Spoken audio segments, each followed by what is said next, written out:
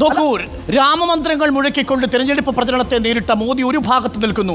ഇന്ത്യയിലുടനീളം തലങ്ങും വിലങ്ങും എല്ലാ ഋതുക്കളെയും മറന്നുകൊണ്ട് വേനലിലും മഴയിലും മഞ്ഞിലും സഞ്ചരിച്ചൊരു മനുഷ്യൻ ബാക്കി നിൽക്കുന്നു. ആ മനുഷ്യന്റെ പേര് രാഹുൽ ഗാന്ധി എന്നാണ്. ആ രാഹുൽ ഗാന്ധിക്ക് ഇന്ത്യ അനുകൂലമായി വിധി എഴുതുമോ? അതല്ല, രാമമന്ത്രങ്ങളാൽ മുഖരിതമായൊരു തിരഞ്ഞെടുപ്പ് എന്ന രീതിയിൽ തിരഞ്ഞെടുപ്പിനെ ഒരു മഹോത്സവമാക്കി, ഒരു മതോത്സവമാക്കി മാറ്റിയ മോദിക്ക് അനുകൂലമായി വിധി എഴുതുമോ എന്നാണ് 194 മണ്ഡലങ്ങളാണ് കോൺഗ്രസും ബി.ജെ.പി നേരിട്ട് ഏറ്റുമുട്ടുന്നത്. പക്ഷേ അപ്പോഴും കണക്കുകളിൽ ഇപ്പോഴും ബി.ജെ.പി മുൻപിലാണ് എന്ന കാര്യത്തിൽ തർക്കമില്ല. 50%-ലധികം വോട്ട് നേടി 223 സീറ്റുകൾ ബി.ജെ.പിക്ക് സ്വന്തമായിട്ടുണ്ട് എന്നതാണ് പ്രധാനപ്പെട്ട കാര്യം. അവിടെ വലിയ രീതിയിൽ മാറ്റം വരണമെങ്കിൽ രാഹുൽ ഗാന്ധിയും തേജസ്വി യാദവും അഖിലേഷ് യാദവും അടക്കമുള്ള ഈ സൂപ്പർ ട്രയോ ഇന്ത്യയുടെ ജനാധിപത്യ മനസ്സിനെ ഇളക്കി മറിച്ചിട്ടുണ്ടാവണം. അതിനുള്ള സാധ്യത ഉണ്ടാകുമോ എന്നതാണ് 1984 ഇന്ദിരാഗാന്ധിയുടെ മരണത്തിന് ശേഷം 404 എന്ന് പറയുന്ന വലിയ നമ്പറിലേക്ക് കോൺഗ്രസ് എത്തുകയും 1989 കോൺഗ്രസിനെ കടപുഴക്കി എറിയുകയും ചെയ്ത രാജ്യമാണ് ഇന്ത്യ എന്ന് പറയുന്നത്.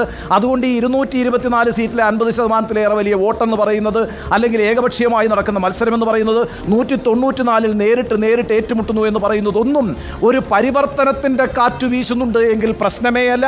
അങ്ങനെ തെളിയിച്ചിട്ടുണ്ട് ഇന്ത്യയുടെ രാഷ്ട്രീയം, അങ്ങനെ തെളിയിച്ചിട്ടുണ്ട് ഇന്ത്യയുടെ ജനത. അതുകൊണ്ട് ഈ തെരഞ്ഞെടുപ്പ് ആദ്യന്തം സസ്പെൻസ് നിറഞ്ഞു നിൽക്കുന്നൊരു തെരഞ്ഞെടുപ്പാണ്, അത് ഏകപക്ഷീയമല്ല എന്ന് ആദ്യം മുതൽ തന്നെ എനിക്ക് ഉത്തമ ബോധ്യമുണ്ട്. അതുകൊണ്ട് നരേന്ദ്രമോദി എന്ന് പറയുന്ന ഒറ്റ ബിംബത്തിൻ്റെ മേളിൽ, രാമൻ എന്ന് പറയുന്ന ബിംബത്തിൻ്റെ മേളിൽ വർഗീയത പറഞ്ഞുകൊണ്ട് ആൻറ്റി മുസ്ലിം സ്ലോഗനിയറിംഗ് നടത്തിക്കൊണ്ട് ഏകപക്ഷീയമായി ഈ വിജയം നേടിക്കളയാമെന്ന തെരഞ്ഞെടുപ്പ് ചിന്താഗതിയെ അട്ടിമറിക്കുന്ന ഒരു റിസൾട്ടാണ് ഏതാനും നിമിഷങ്ങൾക്കുള്ളിൽ ഇന്ത്യയെ കാത്തിരിക്കുന്നത് എന്ന കാര്യത്തിൽ എനിക്ക് ഈ നിമിഷവും സംശയമില്ല. നോക്കൂ, ഇന്ത്യയുടെ വിധി നിശ്ചയിക്കാൻ പോകുന്നത് ചാണകവറുളിയുടെ പുകച്ചുരുളുകൾ കൊണ്ട് ഇപ്പോഴും കിതച്ച് നമ്മളുടെ അടുക്കളയിൽ ശ്വാസം മുട്ടിക്കൊണ്ടിരിക്കുന്ന സ്ത്രീകളുണ്ടല്ലോ, അവരാണ്. അവർ മാത്രമല്ല, ദുപ്പട്ടയൊന്ന് ഉയർത്തി നോക്കിയാൽ ഇവിടെ ഏത് മതവൈരം നടക്കുന്നു എന്നത് കണ്ട് ഭയന്നിരിക്കുന്ന സ്ത്രീകളുണ്ട്. ഒപ്പം അഗ്നിവീർ അടക്കമുള്ള പദ്ധതികൾ പ്രകാരം 4 വർഷം മാത്രം ആയുസുള്ള ജോലിക്ക് വേണ്ടി കാത്തിരിക്കുന്ന മനുഷ്യരുണ്ട്. ആ ചെറുപ്പക്കാരുടെയും സ്ത്രീകളുടെ, ഞാൻ ഇപ്പോഴും പറയുന്നു, മുസ്ലിം യാദവ എന്നതായിരുന്നു ഇന്ത്യൻ രാഷ്ട്രീയത്തെ ഒരു കാലഘട്ടത്തിൽ നിശ്ചയിച്ചതെങ്കിൽ ഇപ്പോൾ നിശ്ചയിക്കാൻ പോകുന്നത് മഹിള യുവ എന്ന് പറയുന്നതായിരിക്കും. ഇത് നരേന്ദ്രമോദിക്കെതിരായ വിധി എഴുത്താവുകയാണെങ്കിൽ അത് ഇന്ത്യയിൽ സ്ത്രീ ശക്തികളുടെ വിജയമായിരിക്കും. മണിപ്പൂരിൽ ആത്മാഭിമാനം നഷ്ടപ്പെട്ടു പോയവർ, ബ്രിജ്ഭൂഷൺ സിംഗിന്റെ മുന്നിൽ സാക്ഷി മാലിക്കിന്റെയും വിനയ് ഫോഗട്ടിന്റെയും ഖേൽരത്ന അടക്കമുള്ള അവാർഡുകൾ സമർപ്പിച്ച മനുഷ്യരുടെ, ഒപ്പം ഇന്ത്യയിലെ ഓരോ ഗ്രാമങ്ങളിലും മാനാഭിമാനത്തിനും ജാതി മത വൈരത്തിനുമിരയായി രക്തസാക്ഷികളായി തീർന്നവരുടെ, മണിക്കൂറുകൾ കിലോമീറ്ററുകൾ നടന്ന് വെള്ളം കൊണ്ടുവരുന്ന സാധാരണ മനുഷ്യരുടെ, പതിതരുടെ നിശ്വാസമായി തെരഞ്ഞെടുപ്പിൽ വിധിയെഴുത്ത് മാറുമോ എന്നതാണ് ചോദ്യം.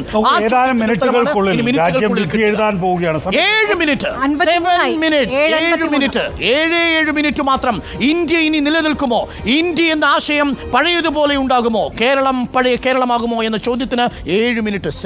ഇന്ത്യ ഇവിടെ തന്നെ ഉണ്ടാകും. ഭാരതം ലോകത്തിന് മാതൃകയാകുന്ന ഇന്ത്യ എന്ന രാജ്യം, ഇന്ത്യ ദാറ്റ് ഈസ് ഭാരതം ഇവിടെ തന്നെ ഉണ്ടാകും എന്ന് മാത്രമല്ല, നരേന്ദ്രമോദി 3ാം വട്ടവും ഇന്ത്യ ഭരിക്കാൻ പോകുന്നുവെന്ന വിധി കാക്കാൻ വേണ്ടി വെയിറ്റ് ചെയ്യുകയാണ്. നിങ്ങൾക്ക് പറയാൻ ഇനി കുറച്ച് സമയം മാത്രമേ ബാക്കിയുള്ളൂ. പറഞ്ഞ ആശ തീർത്തോളൂ. ഇന്ത്യ മുന്നണിയെ അധികാരത്തിൽ എത്തിച്ചോളൂ. 10 മണി വരെ, 10 AM.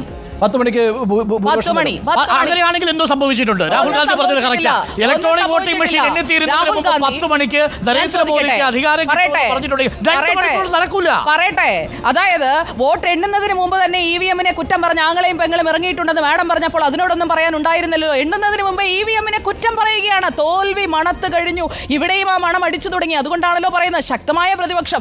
ഇന്നലെ വരെ എന്തായിരുന്നു മീറ്റ് ദി എഡിറ്റേഴ്സിലൊക്കെ ഇന്ത്യ മുന്നണി ഭരിക്കാൻ പോകുന്നു, BJP 240 കടക്കില്ല എന്ന് പറഞ്ഞ ഉണ്ണി സർ. എന്താ സുജയ് പറയുന്നത്? ഞാൻ 240 കടക്കില്ല എന്ന് ഇപ്പോഴും പറയുന്നു. എന്ന് മാത്രവുമല്ല, NDAക്ക് ഭൂരിപക്ഷം കിട്ടില്ല എന്നുള്ള ഉറച്ച ബോധ്യത്തിൽ തന്നെയാണ് ഞാൻ നിൽക്കുന്നത്. അതിന്റെ അർത്ഥം ഇന്ത്യ മുന്നണി അധികാരത്തിൽ വരുമെന്നല്ല. അഡ്വാൻറ്റേജ് എപ്പോഴും NDA 240 എന്ന് ഞാൻ പറഞ്ഞിട്ടില്ല. 240 BJPയുടെ നമ്പറാണ്, തെറ്റിദ്ധരിപ്പിക്കരുത്. ഭൂരിപക്ഷം NDAക്ക് ലഭിക്കില്ല. ഷോർട്ട് ഓഫ് മെജോറിറ്റി ആയിരിക്കും NDAക്ക്. അതിന്റെ അർത്ഥം അപ്പോഴും അധികാരത്തിലിരിക്കുന്ന പാർട്ടി എന്നുള്ള നിലയ്ക്ക് അവർ പല ആളുകളെയും ഭിന്നിപ്പിക്കുകയും സർക്കാർ ഉണ്ടാക്കുകയൊക്കെ ചെയ്യും. ഒരു സംശയവും അക്കാര്യത്തിൽ വേണ്ട. പക്ഷെ നമ്മൾ പറയുന്നത് എന്താണ്? ഇവിടെ ഈ പ്രാവശ്യത്തെ തെരഞ്ഞെടുപ്പ് എന്ന് പറയുന്നത് BJPക്കും NDAക്കും എഴുതി കൊടുത്തൊരു തെരഞ്ഞെടുപ്പല്ല. ഈ തെരഞ്ഞെടുപ്പിൽ ഇന്ത്യ മുന്നണി എന്ന് ഒരു മുന്നണി ഉണ്ടായിട്ടുണ്ട്. ആ മുന്നണി ഒരു ഫോർമിഡബിൾ ഒപ്പോസിഷനായി വന്നിരിക്കും. അങ്ങനെ